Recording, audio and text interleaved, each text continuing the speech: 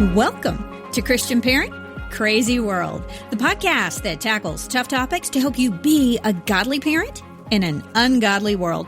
I am your host, Catherine Seegers, and in today's episode, we are asking this crucial question: how can we protect our children's health and minds in a culture that often disregards medical freedom and promotes harmful media?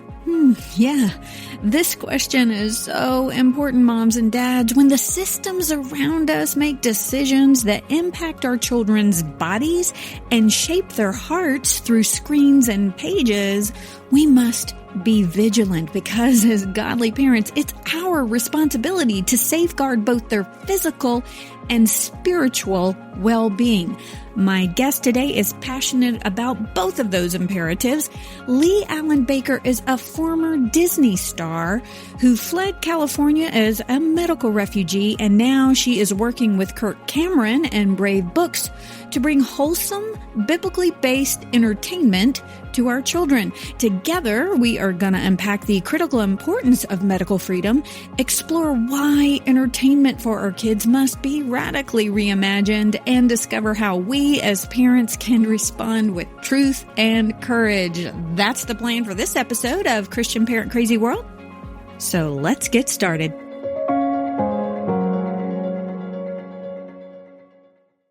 Aging is natural, and here at The Deep Dive, we embrace it. But one part we don't love: the symptoms that come with changing hormones, especially during perimenopause and menopause. That's why we want to tell you about Hormone Harmony by Happy Mammoth. Hormone Harmony isn't just for women going through menopause. It's become a phenomena. One bottle sells every 24 seconds. Women can't stop talking about it online. Happy Mammoth uses science-backed, high-quality ingredients with a zero compromise. One standout: adaptogens, herbal extracts that help your body cope with the stress of hormonal changes. Hormone Harmony supports women with common symptoms like hot flashes, sleeplessness and fatigue, occasional bloating, low mood, and low drive. But the biggest benefit: feeling like myself again. That's the number one thing women say in over 40,000 glowing reviews. Right now, get 15% off your first order at happymammoth.com with code CRAZY.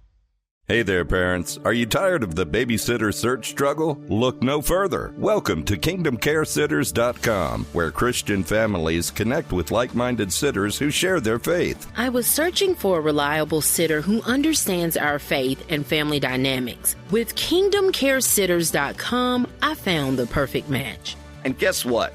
You can discover sitter profiles, post jobs, and even schedule and book short-term or long-term care, all on the user-friendly website, KingdomCareSitters.com. Plus, KingdomCareSitters.com lets you pay securely online. Whether it's date night, work commitments, or just some me time, Kingdom Care's got you covered. As a sitter, I love being part of this community. I set my own rates, connect with amazing families, and make a difference in their lives.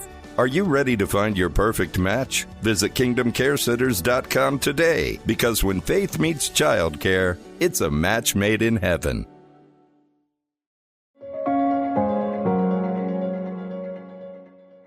Not gonna lie, you guys, I have covered some tough topics on this show. Some have made me pause quite a bit, like that recent episode with Nick Vujicic, where we went after the corporate banking system for funding abortion and pushing chemically castrating drugs on minors, and then canceling people who disagree with their agenda. Yeah, taking on big banks, that's enough to make me lose a little bit of sleep. The very next week, Nick came back and delivered a full-on John the Baptist-style rebuke to the American church. Happy Monday, right?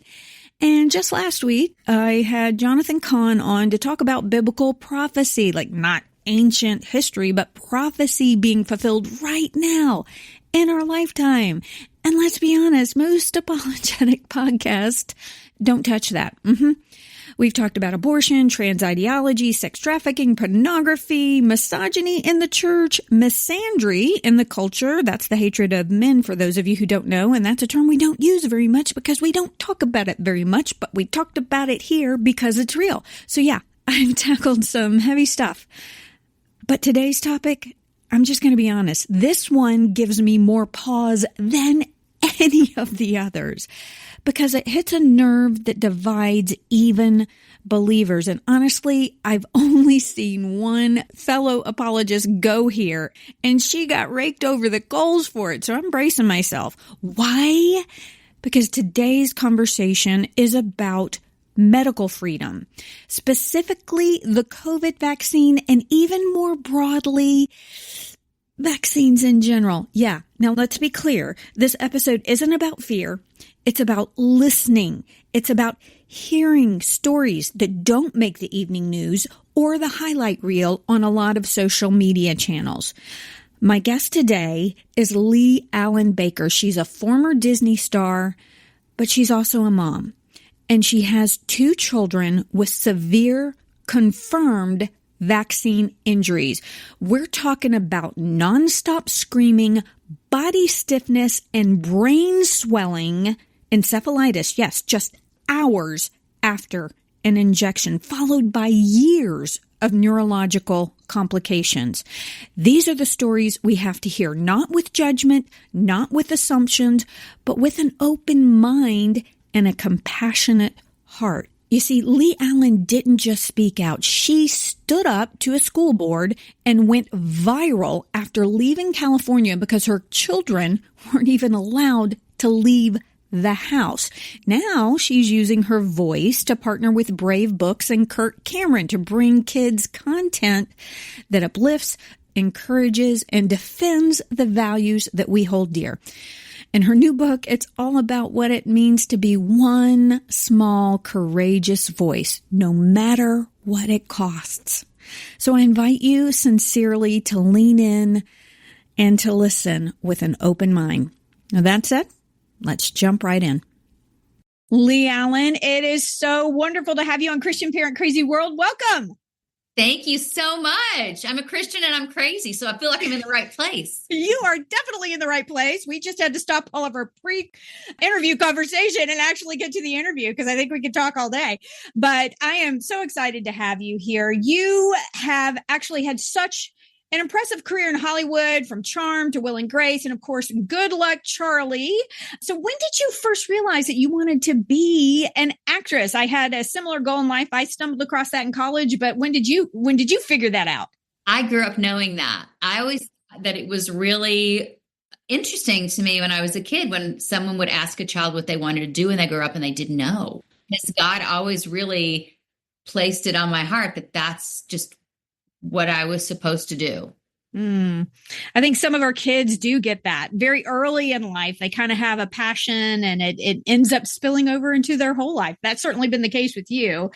So you were out in Hollywood for quite some time, and you mentioned that you kind of felt like it was one step forward, 2 steps back. It was really hard to make the big break there in Hollywood, wasn't it? Yeah, it was super hard. There is no such thing as an overnight success. It's like years and years, and then you get an overnight success. And then when that show is over, I always repeat the phrase, hello, square one. It's not like, oh, I've made it to this level and I can go to the next level. It's rarely that way. It really is truly hello, square one. So that took quite a while. I know you weren't originally interested in doing children's programming, were you? No, I thought that Disney Channel was the place where adults' careers go to die. That was what and they came after me and I was like, not interested. For Good Luck, Charlie. Well, I was pregnant with my first child when I guest starred on Hannah Montana. And the only reason I did it was because, well, I was really pregnant and they were willing to hire me. And so I thought, okay. And then they got this idea, oh, we have this pilot for a show where a woman has a baby and goes back to work. And here I was pregnant in front of them, and it just kind of presented itself. But then I just wasn't interested in auditioning. But I did. They finally said, fine, well, you just come test the final test. You can have one audition. We'll see how it goes. So I went to kind of test at the network level and meet with the family that they had chosen and mix and match with different families. And I thought for sure I got it. And phone never rang. My manager checked back. Nope, we haven't cast it yet. Phone never rang. And then I had just never gone into labor. So what happened was they were wanting to shoot it at a certain time, but I never had my baby in time. I went 2 weeks late. So they hired someone else to do the pilot. And then if the pilot tested well, which it did, then they would kind of shuffle the actors around, which is sad but true that they do this. And so they removed her and slotted me in the spot of Amy Duncan. Oh, okay. And so what show was that? That was Good Luck Charlie. That was, I'm so sorry. That was a little after my time. Yeah. Yeah. So, and how many seasons did that run? So we ran for 4 seasons and a movie, but because of my pregnancy, we kind of shot it over 5 years. Okay. So, well, that's quite a run there then, because a lot of shows. That's as big as that goes for Disney. And the reason they do that is because they can keep costs down, because the next generation that comes up to watch the show, that they can just rerun the show. They don't need to do episodes. I see. So did that experience change your perspective on children's programming at all? Yeah, because I had worked on Will and Grace. I had seen how cutthroat and rude it can get and awful it can get. I'd worked on Charmed. I'd seen some crazy behavior on Charmed of actresses that didn't get along. I remember once being in my trailer, like, I don't want to come out. And the director was in my trailer, like, I don't want to go out either. Like, I had really witnessed enough egos and ill will in the industry that when I got into this show, I was like, what a dream job. I mean, kids were great. The teens were great. I loved everybody on it. There was only one person that I kind of bumped headway, and that's the unit production manager. And that's because her job is in direct opposition with mine. Her job is to save as much money as possible. And mine is to make sure that they spend what they need to on these kids and keep us fed and keep us healthy and keep the production safe. So the mama bear of the show and the mama of production. And sometimes we butted heads, but it still loved each other at the end of the day. So it was just a dream job. I see. So, but it did have to come to an end, obviously, eventually. Yeah. And so what did you stayed in Hollywood for a little while. I think you were doing some executive producing for Disney. I did. I executive produced and starred in a movie for Disney Channel. I was also in development with a lot of other shows, executive producing for them. And then right before COVID hit, right before I came out here, I just finished starring in a pilot for them. So I was still very much working nonstop with Disney. Did you have a lot of conflicts with your faith while you were working in Hollywood, either prior to that or with Disney? I would say that my faith kind of wasn't as deep as it is now. Yeah. So things that were very worldly didn't bother me. I did Charms about witchcraft. Like I literally morphed into a leopard in one episode. I was like, I just don't want that leopard to eat me. It's just like your view of it when you're in it is when you step away and go, ooh, wow, that's kind of telling of this or that or the other, And then Disney Channel was like, it was just such a weight off my shoulders, and that it was really, I love family-friendly content. It's just a passion of mine. And the reason it's a passion of mine, I discovered just the other day, I was thinking about this, because what you let in your body matters. It affects you. That is not just with food or medications or herbs or supplements.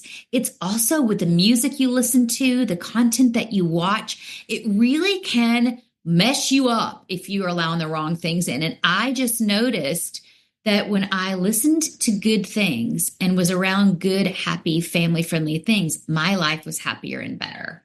And specifically, like, this is kind of weird, but even my last days in Los Angeles before I kind of fled with COVID, I was driving to set doing that pilot for Disney, and the regular stations just weren't cutting it for me. And so I found this station called The Message, and I loved their music, and it was so good and uplifting. And like every song was like Celine Dion. It made you feel something amazing.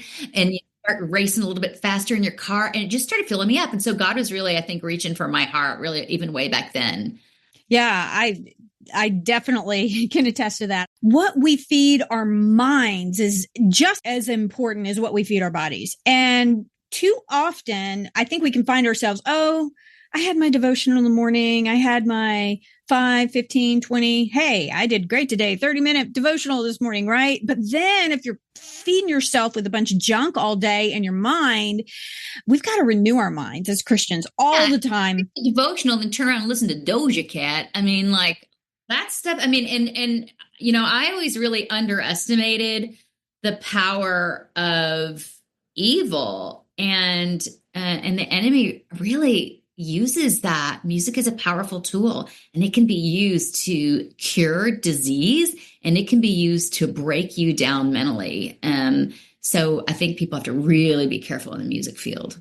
I totally agree with that. Absolutely agree. So you did flee after COVID. So things got kind of dicey there while you were in Hollywood. COVID came along and they were doing some lockdowns, and you have 2 children who are vaccine injured. And so tell us about that choice to leave. What happened leading up to that? And I know I've heard you talk very poignantly about how you just weren't allowed to operate in society anymore because of the injuries that your children have. And you started to realize this is probably not the place for me anymore, is it? Yeah, I think what really happened was I was kind of flying under the radar with their injuries and just doing everything I could. You know, you go into survival mode to heal the damage that you've allowed to occur in them. You know, I stood there when they got their injections, even though my gut told me no, I did it. And we paid a severe price. They paid a severe price. And then you see laws at the end of 2019 that are passed that are very suspicious going on behind closed doors to take away medical exemptions from children with vaccine injuries in the state of California. That's only 4,000 kids.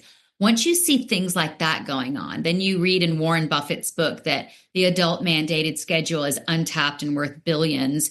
Then you see, as soon as this pandemic comes down, that Bill and Melinda Gates, the first article is 180 million donated to rush vaccine for COVID. Then you hear the governor, Gavin Newsom, saying everyone must have this in order to participate in society. And to me, that was like a loaded gun pointing out my family and my children's heads. And I just wasn't going to partake in that. And I knew life as we knew it in California was over. It was done. And I wasn't going to participate in that kind of really hijacking and kidnapping of the American mind and body. I wasn't going to participate.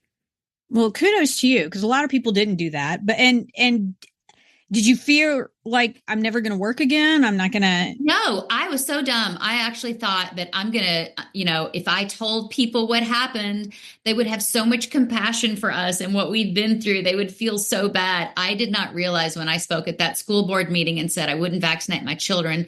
Because I wouldn't. I'm sorry. They wrote articles that I refused to protect my children from COVID, trying to paint me as a bad mother. But the truth of the matter is, all I said was I wouldn't mask them and I'm not going to vax them because were these online publications or were they out in California? Yes, okay. In Tennessee, like the Tennessean did that. They actually quoted, she said she refused. I could have sued them for this. She said she refused to protect her kids from COVID. Let me tell you something. If bodies were dropping in the street from some virus, some airborne virus, I would not send my kids to school with a mask. Okay. Yeah. Bodies were dropping. They're home with me, my friends. Do you see what I'm saying? And they were home with you because you were homeschooling, weren't you? Yes, I was homeschooling. Okay, let's pull our listeners up to speed. So you fled California. Yes, where I did not homeschool.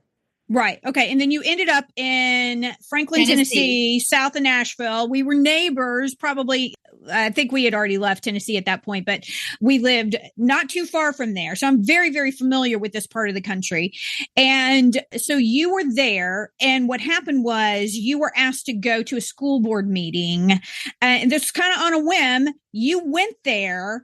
And what happened kind of went viral. So let's play what actually happened there so the listeners can hear this, because I see why this went viral. My name's Leigh-Allyn Baker, and I'm a California refugee. I gave up everything there, a really successful Hollywood career, television shows, gave it all up for freedom and to come to this friendly place of Tennessee and be greeted with open arms, and I love it here. I wanted to tell you that I have 2 vaccine-injured children, and they have medical exemptions because after the seizures and the hospitalizations, after all of their immunizations, I was granted, obviously, a medical exemption. So my children are those rare children that will just not be able to get the vaccine. And still, I would never put them in a mask because their brain needs oxygen to grow, which the neurologist can confirm. Anyway, the real part of the clown show is that you all think that you actually have the authority to mandate this. Because there are these books that I have, and I have them as a gift for you. The Constitution and the Declaration of Independence, the Bill of Rights, and the Federalist Papers, and also the Bible. And these guarantee my freedom and yours and our children's to breathe oxygen. Yeah, so I can see why that went viral. That, I think you touched a nerve with a lot of people who were so frustrated at what was happening. This was what, 2021, was it? 2020. And I said it was still 2020. Okay. I think so. Gosh, it's all blur to me. Honestly, I was in survival mode. Yeah. But I said the word vaccine. Oh, I said the forbidden V word. Yeah, you did. And people lost their ever-loving mind. And the next day, I was labeled a domestic terrorist by the President of the United States. Really? Yep. You personally? Joe Biden went on. They showed clips of the Williamson County School Board and said that any parent, mine was the only video that went viral over and over again. So it was you.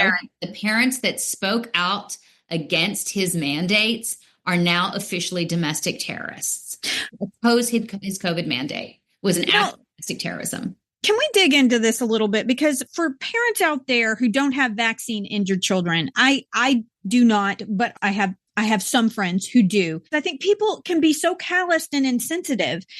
And if they're not familiar with it, then, we need to familiarize ourselves. Well, I could go up to somebody and say, well, my kids can eat peanuts. Why can't yours? And it's just such I think most people would realize that was stupid, because we know that we have, by the way, I'm sure you know this, but the reason we have such hyper peanut allergies is because of our medical institution, our pediatricians thought it was going to be a really bright idea to tell people not to allow their children within the first couple of years of life to have peanuts, right? And so it's also a vaccine. It's also from the side effect of that. Yeah. Okay. Well, see, I was listening to this recently. I need to have the doctor's name. I'll link to this video that I saw. He had an interview with Megyn Kelly. It was so fascinating. He explained exactly how this happened, because the doctors ended up doubling down. They actually doubled down. They said, okay, we told them not to give their kids peanuts in the first 2 years, and now the peanut allergies are worse. So the problem is they're not taking our advice. The advice isn't the problem. It is so much hubris here. All right. So I'm breaking into the interview here because at this point of my conversation with Leigh-Allyn, I went on to describe what I heard in that interview with Megyn Kelly. And by the way, it was a gentleman, it was a doctor by the name of Marty MaKary who had this interview with her. It was absolutely fascinating. I will post that in the show notes, by the way. But he wrote a book called Blind Spots: When Medicine Gets It Wrong and What It Means for Our Health. And in this exchange with Megyn Kelly, he explains exactly how we ended up with the peanut epidemic that we have, where now some people cannot even get in the vicinity of a peanut without having potentially a fatal reaction. And, it's just inconvenient for you to have to go look it up yourself. So I'm going to drop this audio footage in here. I want you to hear it for yourself. This is how we ended up here. And this is why I say we've got to question everything. Don't just take an expert's opinion or even the American Academy of Pediatrics opinion for gospel fact, because it's not. Sometimes they're wrong. Check this out. So can you talk about the peanut allergy problem?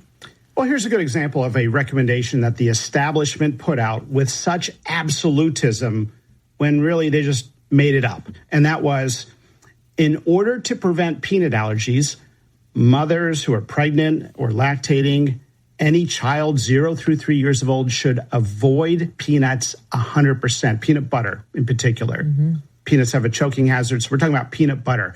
It had been done for a long time that you would give an infant at 5 or 6 months, as soon as they can eat, a little bit of peanut butter, maybe a little milk, eggs. And that was kind of a standard, in Africa, they would add a little peanut to the soup that they would drink. So you start to get them used to it. Yeah, their immune system learns it and they tolerate it. It's called immune tolerance. But in their hubris, the American Academy of Pediatrics had this committee, and they said total peanut abstinence in the first 3 years of life in order to prevent peanut allergies. They had it perfectly backwards. It ignited the modern day peanut allergy epidemic. A few years into that recommendation, the peanut allergy rates soared. And the establishment started freaking out and thinking, what's going on here? And they concluded Anti-science mothers are not following our recommendation. We need to double down and increase compliance. And then they skyrocketed. And we saw a new type of peanut allergy, which is the ultra-severe anaphylactic reaction showing up. You know, a kid can be near a peanut or peanut butter and have trouble breathing. That's a real thing. We shouldn't mock it. This is, by and large, an epidemic that was ignited by this hubris. And then everyone played along, the bandwagon thinking, the group thinking medicine, the National Institute of Allergy and Infectious Diseases, NIAID, they played along. They sort of firmed up the recommendations, supported it. 15 years later, just 8 years ago, the study finally got published, a basic, simple study randomizing kids to the two approaches: early peanut butter exposure, age 5 months, 6 months, versus abstinence. And there was a massive difference within a few years, massive, eightfold. Why not do that study initially? Yeah, right. Instead of just rule by opinion. And this is where we get ourselves in huge trouble. Yeah, it's pretty incredible, isn't it? Science has proven that the dramatic rise in peanut allergies and the hyperpeanut allergies, which can be fatal, were entirely created by our medical class, by our doctors, and these overarching organizations like the American Academy of Pediatrics that gave faulty instructions to parents who just wanted to protect their kids. You guys, I'm not trying to breed skepticism here, but there is a place for healthy skepticism, and this is one of them.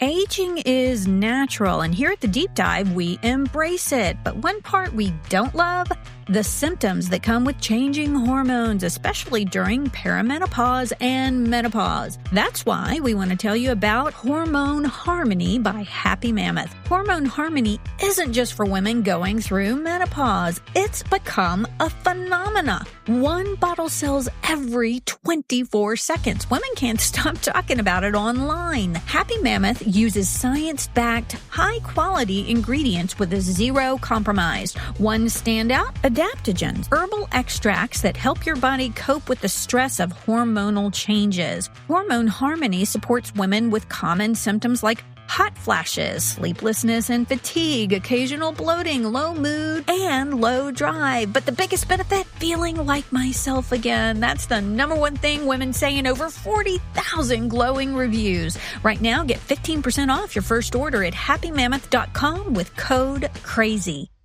Hey there, parents. Are you tired of the babysitter search struggle? Look no further. Welcome to KingdomCareSitters.com, where Christian families connect with like-minded sitters who share their faith. I was searching for a reliable sitter who understands our faith and family dynamics. With KingdomCareSitters.com, I found the perfect match. And guess what? You can discover sitter profiles, post jobs, and even schedule and book short-term or long-term care, all on the user-friendly website, KingdomCareSitters.com. Plus, KingdomCareSitters.com lets you pay securely online. Whether it's date night, work commitments, or just some me time, Kingdom Care's got you covered. As a sitter, I love being part of this community. I set my own rates, connect with amazing families, and make a difference in their lives. Are you ready to find your perfect match? Visit KingdomCareSitters.com today, because when faith meets childcare, it's a match made in heaven.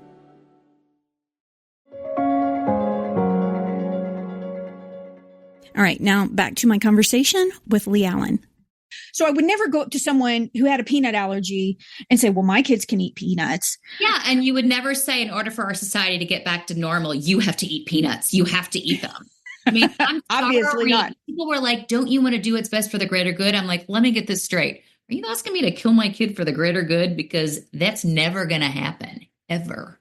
Right. You know, it's absolutely, the world went so crazy. And, you know, a lot of people don't recognize vaccine injury. Mine were very obvious. Mine were like seizures. Mine were like encephalitis, swelling of the brain. My kids. And this was within like 6 hours. 6 hours. What vaccine? What? I can't tell you what vaccine because they give them 10 in one vial. That's right. Ludicrous.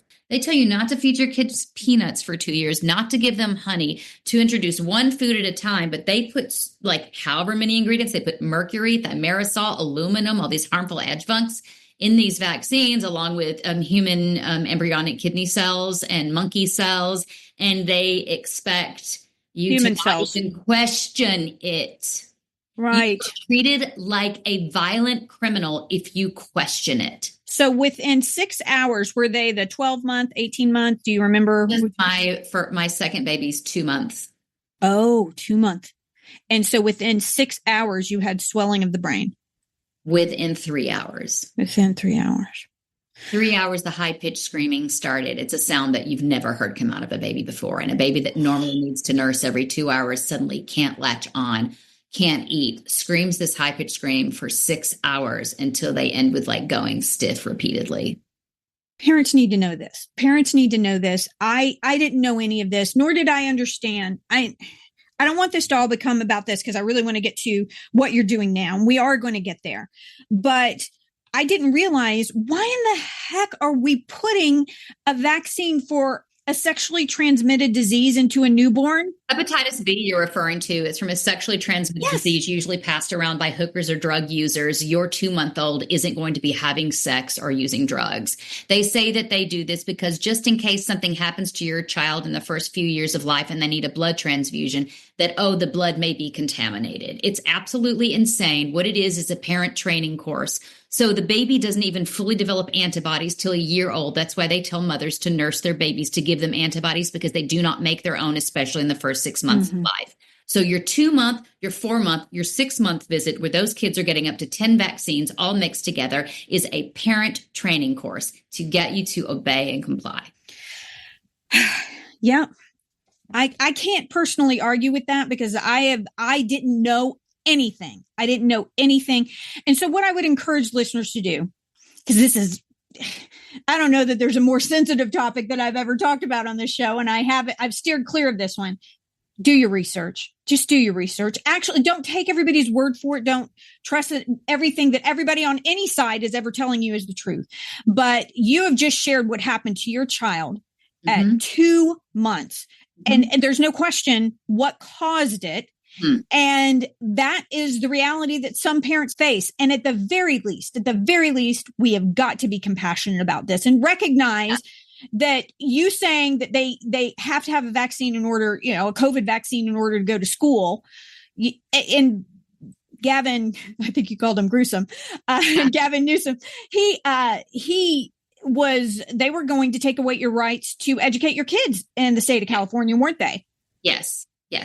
Then I learned how terrible the education system is. Decided I don't want you educating them anyway. Do it myself. Right? Yeah. That's what we started to do as well. So we've been on the homeschool route. I would just encourage parents this. I would encourage this. I looked up because my doctor was like, "We want to encourage you, even though this is a vaccine reaction, to continue to vaccinate because we feel like it's worth it, and we won't treat you if you don't." But all they did was send me articles saying how great vaccines were. And so what I did was I looked up every ingredient in every vaccine and looked up all the research on those ingredients. And that's how I found that my children had the symptoms of every single one of them that had aluminum poisoning. Okay. Yeah. And I would say my big advice is, look, it's a free country. I don't ever want to tell a parent what to do with their child. They get to make the decision, period.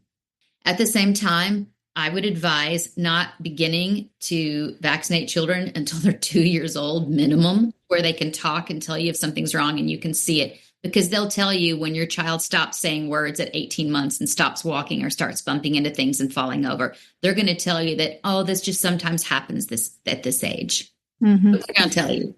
Well, okay. So are your children verbal? Are they what? I'm very blessed. My children, I spent every resource, every dime that I had to recover my children. And detoxify? To detox heavy metals, to detox aluminum, to detox mold and parasites. I will say that to do brain therapies, biofeedback therapies, occupational therapies, behavioral therapies. But Yeah, it's been a long, long, hard road. Luckily, my children were not as injured as some. Mine were physically more injured, like not just not in the social area of their brain that would point to autism, but in like speech, stopping, unable to speak and make noises, in falling down, in walking on tiptoes, neurologically unable to balance their brain. You can even see it when they would go through, like you could have brain scans and see it. Unable to cross midline, hold the pencil in one line, then when it got to the center, grab it with the other hand to continue writing. Unable to hold a pencil, hand shaking, really looking more like people with Alzheimer's that had low muscle tone, which is, people don't realize that's not your muscles, that's neurology. So there's so much that people just don't know. If I told someone, they would come up to me at school and say, it's so cute that your son walks on his toes. And it would just send me into a rage because I knew he walked into it on his toes because there was such low muscle tone and such striving for balance and proprioceptive feedback that they would constantly have to be on their toes. That is a neurological damage, my friends. It is not cute. I think we need to be very sensitive about that and not judgmental. And I am like you. God gives our kids for a reason. I thought it was interesting. You just mentioned, though, that even after that happened and the doctor acknowledged what caused it, that they were going to kick you out of the practice for not continuing to do that? They gave me choices. We still believe in vaccines. We believe that these injured your kids, but we still believe in vaccines. And if you want to be with our practice, you have to give them all to him. And if you don't, here's a number of a doctor that will see you. They gave me the number of Jay Gordon. That's how I got to Jay Gordon. My actual pediatricians were like, if you want to be treated by someone who knows about vaccine injury, you need to go to this guy. Where is he out of? He's in Los Angeles, but I think he cracked. They threatened to take away his license or something, but he totally changed his tune with the COVID vaccine. They've been threatening to take away his license for a long time. Yeah. Okay. Well, and to me, like, you can take away my career, you can take away everything, yeah. But you're taking my kids, and I'm not going to lie to people. Yeah, don't mess with my kids. Still know the truth, and they want informed consent, and they're told the risks, and they still do it. That's their choice. I support parental rights and parental choice. But don't sit there and get told the risk by the doctor. That little piece of paper that you sign when you take your kid to be vaccinated has every single one of the injuries on it that my kids have. So don't look at me and call me crazy when I stand up for my kids and my freedom. Mm-hmm. Well, I'm with you. And what you did in that school board meeting too it was powerful, because I think people want medical freedom. We don't want to be forced out of society if we choose not to take the COVID vax or any vax for that matter. That's where I would be coming from. And so you came to the sunny, I would say the sunny shores, but there's lake shores in Tennessee. But yes. How's that transition been for you? Do you feel a lot freer in this part of the country? I feel so much freedom. I feel 20 pounds lighter here, honestly. Yeah, I just couldn't live like that. I mean, you know that here, during COVID, it's like there's a county here. I don't know if you've ever heard of Columbia. It's just south of Franklin. Oh, yeah. I told my husband, like, people here don't even know there's a virus going around. Like, they just do not know and do not. Wasn't President Polk from Columbia? I think that was the president. We've been to the Polk house. Yeah, Polk was from Columbia, and Andy, I'm blanking on his name right now, and I know him personally. He was the mayor of Murray County. And okay. It's Andy Ogles. He's like, I don't have the right constitutionally to force people to A, stay in their home, B, wear a mask, and C, get a vaccine. Like, it's not within my wheelhouse. And he was right. Yeah. Yeah. We were in Alabama the whole time. And, it didn't affect us very much here either. The one thing I do prefer, I love Alabama. We're your southern neighbor here. We've got one of the best theme songs ever. Thank you, Leonard Skinner. Yes. Sweet Home Alabama. Tennessee's got Rocky Top's pretty good too. Yeah. Yeah. I'm not complaining there. We're about to go to Rocky Top in a couple of weeks. My husband and I, we're going over to East Tennessee to visit the mountains. But I do miss the no income tax. I have to say that is the coolest thing. And that's one of the key reasons we're here. It was here or Florida. Well, so many people, the Daily Wire ended up in Nashville. They moved from the West Coast as well. And, they've been instrumental. Matt Walsh there in Tennessee and Nashville. I I don't think they would have taken, I don't think anybody else had the clout to take on Vanderbilt with what they were doing with transgendered surgeries on minors. Yeah. That happened because they also were California refugees. They went from the People's Republic of California and they came to the buckle of the Bible Belt. You can't help but see what they did in California and what they're continuing to do in California. Mm-hmm. Do you know that it's legal to have sex with a minor as long as there's not more than a 10-year age gap? So if a 20-year-old wants to have sex with a 10-year-old, they're good with that in California. They fought for that. They fought for that law.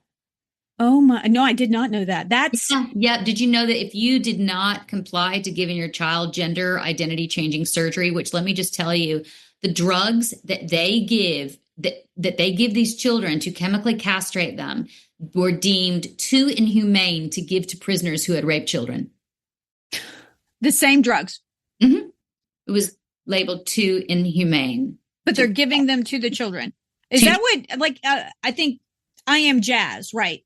Mm-hmm. That young man was taking those, all of the, I've never, that was so shocking to me. And you would watch, I didn't watch the show very much, but I saw some of the clips of when he went to get his final surgery. It was, you guys, these things, they should be criminal because what they do to form a fake faux vagina inside of someone. Mm-hmm. I mean, I can't even imagine. This is crazy. And it's extremely painful. Yeah. They take the skin from the anatomy that should be there from the just penis. Mm-hmm. The growth was so stunted. There was barely any skin. That's what the drugs do. They say they put these things on pause. It's not a pause. This is not a pause. They chemically castrate these children. And then they're irreparably damaged. Yeah. And then they get them on this drug regimen for the rest of their lives, which it's a cash cow. I feel like if you are a full-grown adult and you have been given informed consent that for the rest of your life, you're going to be on drugs. For the rest of your life, those drugs will shorten your life. I can assure you. And you want to go through these painful surgeries and you want to pay for them on your own for money that you've made, not taking from the state, then this is a free country. That is their right to do that as an adult. But to tell parents, if you don't do this for your child, we're going to take your child away, that state should be held accountable. They should be prosecuted for criminal action. I totally agree with that. Absolutely. Because and the important part of what you said is informed consent. Mm-hmm. And so many of the detransitioning stories that we hear, that even adults, they're not getting informed consent. Nope. They're not hearing from the people. You're not getting it. You get your vaccines. You're not getting informed consent. No. I've been in that room. They take 2 seconds to stick a piece of paper with tiny print and have you sign it. That's not informed consent. No, it's not. We need to know exactly what we're putting in our bodies, exactly what these drugs do, exactly what, particularly in these transition surgeries. I sat recently, I forget who the woman, it was actually biological male, gorgeous woman, now transgendered woman, biologically male. God created this person to be a male, but was talking about trying to go through that surgery. And they were trying to create the faux vagina and it kept collapsing. And this person was talking about over and over just how excruciatingly painful. And finally, there were doctors that kept doing it. And one doctor said, I won't do this to you. I won't do this to you anymore because it's not going to stay, because it's not designed to be there. You weren't designed to have a vagina. You were designed to be someone else. And gender affirming care ought to be care where we're helping children and adults affirm the gender that they were given at birth, that God gave them. It's God-given gender. And unfortunately, that's not the world that we live in. I think we're a little bit more sane now. It's like they want to take what has been classified as it's called gender dysphoria. It is a mental illness, or at least a hormone imbalance of some sort that leads to a mental illness. And yet we're wanting to change the outside to fix that. And it's not going to fix it, right? You have to fix the neurology and fix the heart. And the body gets to remain the same. Yeah. Yeah. And who knows? I mean, there's all sorts of causes that could be rooted in there, but we live in a fallen world and we're born into this fallen place and we have to wrestle with, we're all born with desires to do things that aren't healthy for us. And we have to encourage people to live in the body that God gave them. I know that we're in agreement about that. I really am excited though, because where do we start that kind of better training? How do we get our kids to understand the values of things like, courage? We want to teach them courage. We want to teach them how to have a voice in our culture. We want to teach them how to love one another, I was watching a new episode of a show that you're on now. So let's talk about the work you're doing now. You have teamed up with Brave Books and with Kirk Cameron. You have a book out. Let's talk about the book first, and then let's talk about your new show with Kirk Cameron, because everything we're talking about here, we need to start at the young ages of feeding them good, godly, positive literature, good, godly, positive television shows. So you came out with a book recently. It's called One Small Little Voice. Tell us about that. Yes, this is my book, One Small Little Voice. And it's about a princess born in a musical land. And she's too shy and too afraid to sing and doesn't know her gift and can't play a musical instrument. She's the one non-musical person in the land. And eventually what happens is, this dark overlord, the evil Scylla, comes in and everyone is afraid in the community, hiding, hidden, by their fear, just held captive. And she knows that she has to do the right thing. And she uses her one small little voice to spread the truth and set them free. It really is based on me speaking the truth at a school board meeting, on Riley Gaines standing up and protecting women's sports, and on the fact that it really just takes one small little voice to stand up for many, and then many will join and be voices of plenty. That's how you make a movement. So true. And I was telling you, I am bonkers over your illustrator too. The story is so beautiful. And one of my favorite books that I love to read with my daughter is the Molly Lou Mellon series. They have gorgeous illustrations. And I was looking at these illustrations. I'm like, holy cow, who did this? They're gorgeous. Tell us about that. Yeah, his name is Ali Elzani. And when you do a book with Brave Books, I was really pushy about, I wanted it to look a certain way. I wanted it to have really the feeling of the movie Tangled. That's kind of the royal kingdom that I imagined. And then you could see the difference on When Evil Befell It, how it became really dark and otherwise it was bright and like springtime there. And I'd looked at their other books, and this was just the artist that resonated the best for this story, Ali Elzani. He is just so gifted, and it's just gorgeous. You can't believe what they can do on a page. Look at that on the cover. I know those listening can't see it, but you can literally see the breath coming out, glowing from her voice. And you see that, she's using her one small little voice. It's just beautifully illustrated. It really is. And it's a beautiful story. Not only that, you are also working with Kirk Cameron now. You're back in children's programming, aren't you? Yeah, they could only cancel me for so long. Time term, didn't it? Tell us about your new show, Iggy and Mr. Kirk. So when I was writing for Brave Book, I just got along really well with these guys. When I say guys, I mean the ladies too at the company, everyone at the company. And so they had this idea. Trent Talbot, the owner, Kirk Cameron is the executive producer. So Kirk and him and Eric Presley, one of the producers there, they came up with this idea for this show of Iggy and Mr. Kirk. And then I'm sitting in an airport one day and Trent calls me. He's like, hey, you want to be creative lead? And I'm like, what are you talking about? And he's like, you can be like creative lead. You're going to do arts and crafts. And you're going to do these things. And I'm like, I don't know. We'll talk about it later. But we actually got on a Zoom meeting and they were like, listen, we've never done this before. It was the same thing with the book.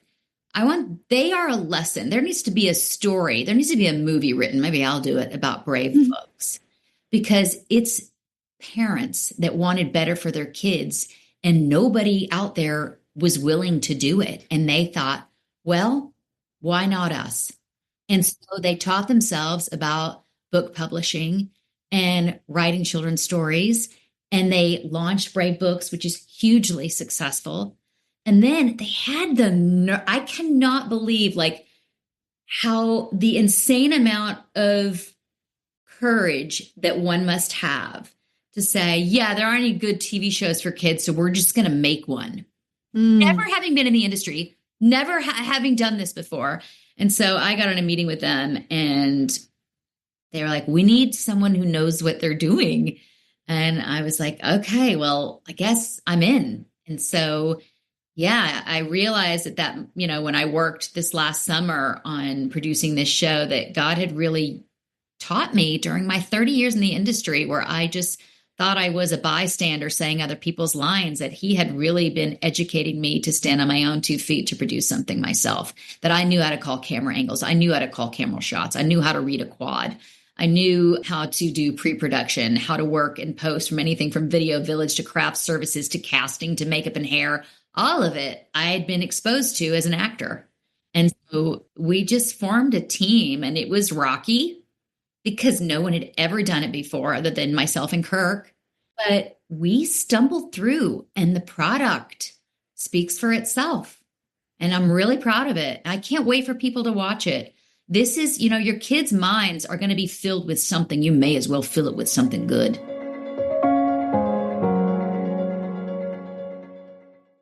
Aging is natural, and here at The Deep Dive, we embrace it. But one part we don't love, the symptoms that come with changing hormones, especially during perimenopause and menopause. That's why we want to tell you about Hormone Harmony by Happy Mammoth. Hormone Harmony isn't just for women going through menopause. It's become a phenomena. One bottle sells every 24 seconds. Women can't stop talking about it online. Happy Mammoth uses science-backed, high-quality ingredients with a zero compromise. One standout, adaptogens, herbal extracts that help your body cope with the stress of hormonal changes. Hormone Harmony supports women with common symptoms like hot flashes, sleeplessness and fatigue, occasional bloating, low mood, and low drive. But the biggest benefit, feeling like myself again. That's the number one thing women say in over 40,000 glowing reviews. Right now, get 15% off your first order at happymammoth.com with code CRAZY.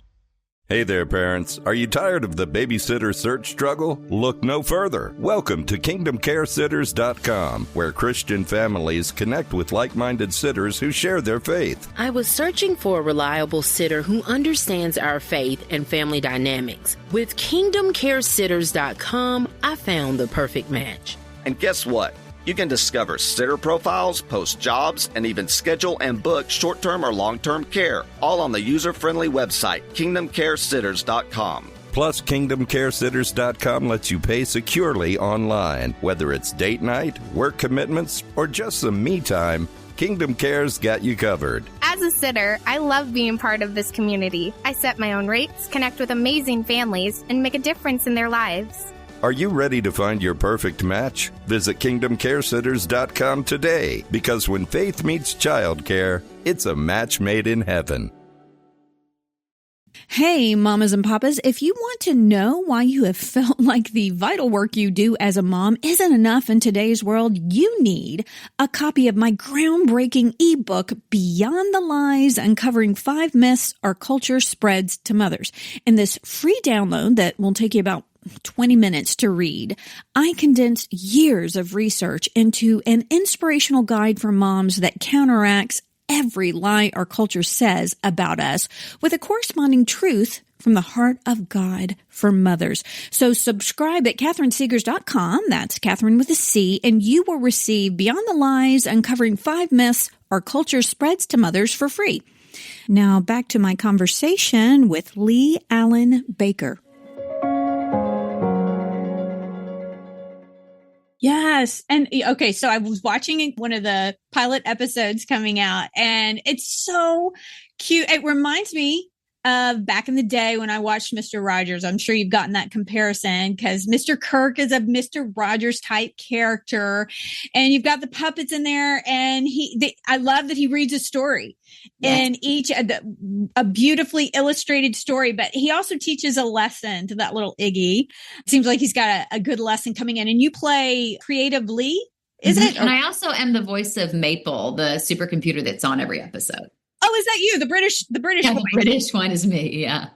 awesome. Yeah, I kind of wondered, but kudos to you. Not everybody can pull that one off. I think you do a great job. Okay, so I actually tried this. So in the episode that I saw, there were a couple of episodes that they kind of sent out for me to preview. And one of the episodes, so you were teaching Iggy, I think, how to draw a squirrel. Yes. That gives me PTSD, that one. Okay, I am not. My artistic inclinations stop with hearts and stars. I am not good, but I want to show you. I don't think I did half bad. You did great. Yes. The listeners can't see it, but I'll post a picture over on Instagram. Maybe I'll do this as a reel or something. But yeah, I took all of your instructions. I did step by step. It was a little bit fast for me. I had to slow it down. Maybe kids are a little bit faster at drawing, but I'm like, I would know what that was. It looks like a squirrel. That is amazing. Thank you for doing that, because this episode, there is a behind the scenes shot that is so funny, because I was helping them write the episodes and really in over my head doing all the things. And when it got to the arts and crafts projects, they were just like, oh yeah, Leigh-Allyn will do an art project. Just do an art project. Yeah, just do it. Just do it. I realized, oh my gosh, no one's giving me lines and I'm just going to like wing it with drawing. And the one project that we thought would be the simplest, which was this, was the most difficult. And there are takes of me writing and just ad-libbing on what I'm doing and talking about it. And then you hear me say, step number 5, creatively throws herself out of the treehouse. I mean, it was crazy. And it's such a cute episode. I love how Iggy does his drawing, and it's terrible. Yes, it is terrible. It's awful, which is so funny. I mean, there's so many laughs for kids and adults to have in this series. It really is the goodness of and the wisdom of Mr. Rogers, supported by a biblical foundation. Yes. The Muppets and Sesame Street. Yeah. It's just such a great show. And we have just high hopes that it will really reach the masses and that they will feel good and love and safe letting their children watch it. You know, Brave Books has launched not only this show, they've launched their own television network. I couldn't be more proud of these guys. They were like, well, we're just going to do it ourselves. Again, we're just going to do it ourselves. Oh, wow. Who knows where all that could go? Like, are you guys filming that in Franklin area or Tennessee? Where do you film? We filmed in College Station, Texas. Oh, okay. Mm-hmm. And they have decided to release it themselves on a platform called Brave Plus. These guys and girls, all the people at Brave, all the families involved, it is a family-run operation. They have gone through thousands of hours of content to curate for Brave Plus, and it has to hit certain criteria. It can't be too flashy to cause stimming. It has to have a rating scale for that. They have a rating scale on content. It's the most, they've only allowed, I think 1 in 20 shows were allowed on. It's the good old standards like Bob the Builder, Strawberry Shortcake, Little Bear Franklin. Meet some really new content that hasn't been able to get out there because the market has been so opposed to anything good and wholesome and educational in a good way. So it's got a lot of new content, a lot of classic content. It's even got a swim lane that is a biblical content.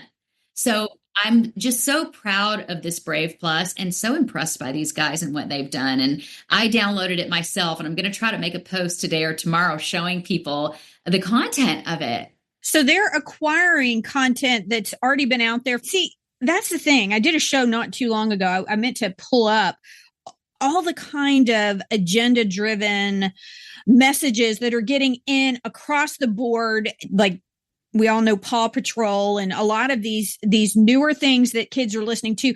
They all have agenda-driven kind of programming and it baked in now. Yes. Whereas obviously Brave TV is independent of that. And I love what you said in terms of the stimulation and stuff, because a lot of parents, they're putting their kids in front of screens, and some of the stimulation is not good for their brains. It's not good for their eyes. Mm-hmm. And so it actually has those kind of precautionary measures in what they put on the network. They're built in. Their goal is to earn parents' trust. That is their mission. Wow. Not the almighty dollar, not to push an agenda, not to be, like forging new path in the new world. I mean, their mission is to be a restful space that parents can trust. Well, I think that is absolutely something we need. So what would the age range be on the programming there, do you think? It's going up towards... The programming covers, I think Brave Plus covers, I was just looking at it before we got on, and it covers, I think, on up to 12 and 13, maybe even older than that. Oh, okay. There's a section as I was scrolling down it, there's like 6 to 9, 10 to 12, 2 to 4. There's segments for what is age appropriate that you can look up. But Iggy, I think Iggy it's geared for young, very young people. But I think it's so funny and fun that not only adults, but the older kids in the home, it's going to become like a less stimulating Bluey in the fact that even though it's slower pace, it's so funny. People want to watch Iggy. Yeah, I sure hope so. I definitely enjoyed it. And I'm a huge fan of my squirrel. I need to name him. I do mean this sincerely. I am not artistically inclined. I don't do very well at Pictionary, but I thought you led me through that perfectly. And I'm pretty proud of it. I'll have to do a nice picture of that. This has been so awesome, Leigh-Allyn. Thank you so much. Man, we've covered some ground here. Yeah, we did. We sure did. But look at how God has just brought you full circle out there training you. You got all of the training you needed while you were hoofing it out there, and you got to work for Disney, and you learned everything you needed to learn in order to bring it back to the heartland, to the East Coast, to Tennessee, and to team up with Brave Books, Kirk Cameron, and all they're doing with the television network there. I think that's awesome. I think it's amazing. And thank you so much for joining us today. I did want to ask you, yes. I really wanted to know, I like to reflect on this as well as a mom, because I actually never wanted to be a mom. I wanted to go write the Pulitzer Prize winning plays. I wanted to be on Broadway. I had all of these dreams back in my 20s and early 30s. And so your life is very, very different than where you set out to be. So do you reflect upon that sometimes, about kind of what God has done with your career and with that childhood desire to be an actor? He's using that in ways that you never imagined. And honestly, let's just be honest. The world would look at that and put it on a certain measuring stick, but we don't live by that worldly measuring stick. We live by this measuring stick that the Lord gives us, in which we seek to glorify him and build his kingdom. And how do we do that best? Well, as parents, it starts with our kids, right? And so he's brought you full circle with these incredible talents to working in a place where you can use those for his glory. Just speak into that for a little bit. Well, I want to tell you first that when I was really young, I used to watch television shows and laugh so hard at even Three's Company and Silver Spoons and Life. And I remember praying and saying, oh God, if you could just let me do that for a living, let me be a star, an actress. I promise and I was thinking, I'll work for kids. I'll do whatever it takes to work with kids. I said that out loud, and a demon struck. And it wasn't until I got on Good Luck Charlie that I remembered that and thought, oh my gosh, here I've been on Will and Grace, gotten pilot after pilot, been on Charmed, done My Name is Earl, and big shows. And I hit my stride on a kid's show. I mean, of course. But little did I know how he would really use that voice of mine to really stand up and protect a generation. And I'm humbled. And it's not what I would have signed up for. It's not what I expected. But like you said, I'm not here to earn brownie points in this world. I'm here to glorify God and be an obedient child. Well said. Thank you so much. This has been an incredible conversation. I just so appreciate your heart for families, and you're sharing your journey with us today. It's been incredible. It might have been a little edgy out there for some of my listeners. I just encourage you to consider other people's journeys. We don't need to assume what they've been through. We need to be very compassionate and open-minded, because you've walked through some things that most people haven't, and you've earned the right to have your one small little voice, but we all need to have that little voice. So tell us where they can find out more about your book, One Small Little Voice, and Iggy with Mr. Kirk. So if you can go to brave.com for my book, you can purchase it there. And you can also, if you go to watchbrave.com, you can learn more about Iggy and Mr. Kirk. The first 3 episodes are free on YouTube. We want everyone to see it and see for themselves. And then for less than a cup of coffee, $4.99, get Brave Plus and have a library of incredible content for your children and your family to enjoy together.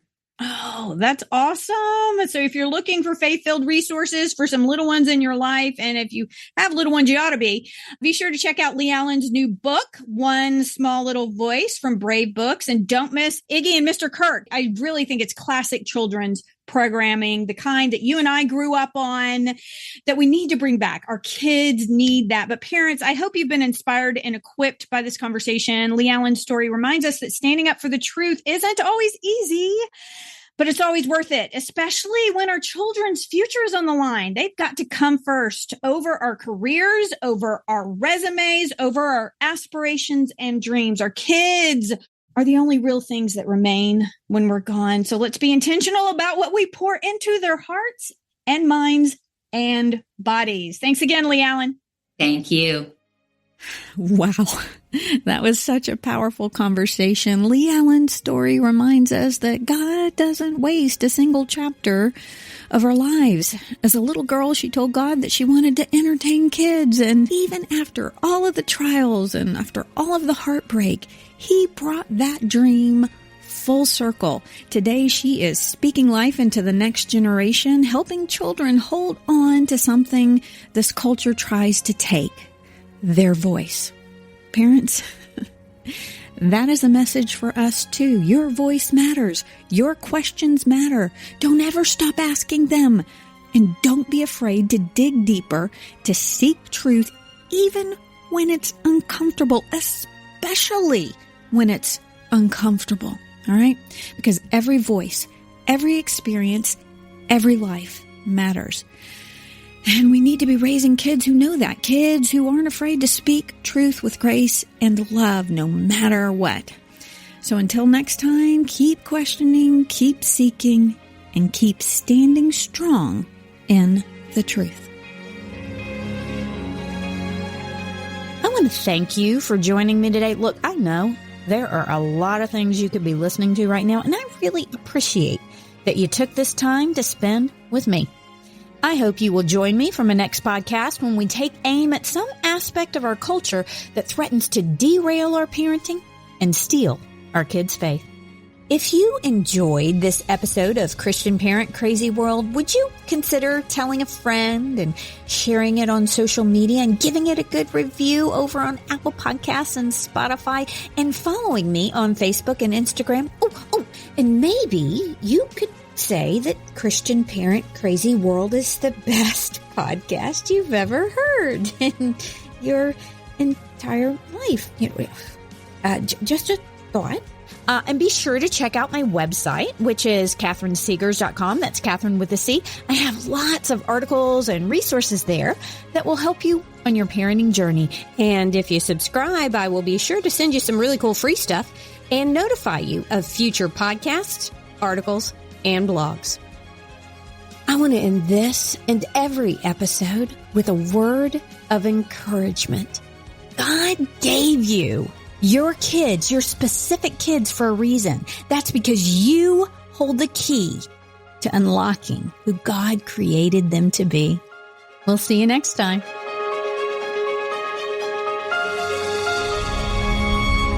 Christian Parent Crazy World is a production of Life Audio and Salem Media.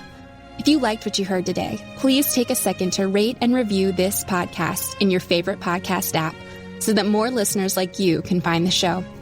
For more faith-filled, inspirational podcasts, visit us at lifeaudio.com.